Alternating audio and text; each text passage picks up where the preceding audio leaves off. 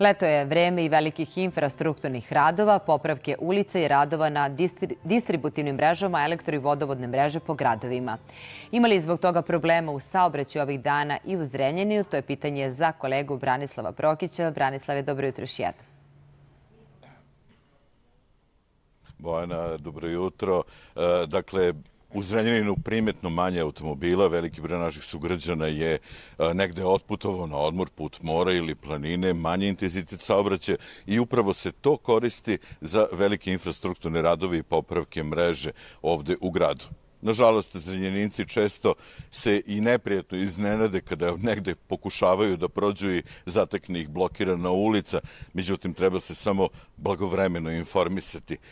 Koji su trenutno radovi, kojim tempom idu, koji su rokovi. Razgovaramo sa Sinišom Gajinom iz javnog komunalnog preduzeća Vodovod i kanalizacija Zrenjanin. Siniša, radovi u punom toku. Juče jedna ulica završena, evo sada smo na novoj lokaciji.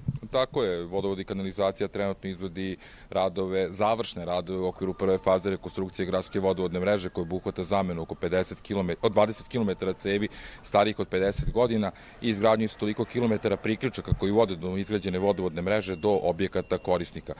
Sve informacije o ulicama koje su zatvorene ili gde je otežan saobraćaj građani mogu pronaći na našem sajtu www.vikzr.rs i tu se mogu informisati kao i o prekidima eventualnih vodosnabdevanja. Pored ovih radova, fokus je trenutno i na unapređenju vodovodne mreže kako u gradu, tako i u naseljenim mestima. U gradu se trenutno vrši automatizacija izvorišta i uskoro će krenuti bušenje dodatnih novih bunara, a takođe novi bunari biće bušeni i u 5 naseljenih mesta. Kada se priča o rokovima, nekako koristi se dogodi to moguće dokle to vremenske uslovi dozvoljavaju. Pa tako je, mi neprekidno radimo i tokom zimskog perioda, evo i tokom letnjeg, trudimo se da ove radove što pre završimo kako bi s jedne strane građanima omogućili još bolje i kvalitetnije vodosnabdevanje, s druge strane i da ne bi dolazilo do zastoja u saobraćaju. Hvala što ste govorili za jutarnji program Radio Televizije Srbije. Dakle, da kažemo, Zrenjaninci, informišite se na vreme koje ulice su prolazne, koje nisu. Inače, sam magistralni put prolazi kroz Zrenjanin, on nije problem, svi koji prolaze kroz Zrenjanin, za njih postoji ta mogućnost kao i obilaznica oko grada. U svakom slučaju, radovi su u toku, građanima tu na usluzi. Bojana? Hvala Branislave i na ovom javljanju. Bio to Branislav Prokić koji se javio iz Zrenjanina.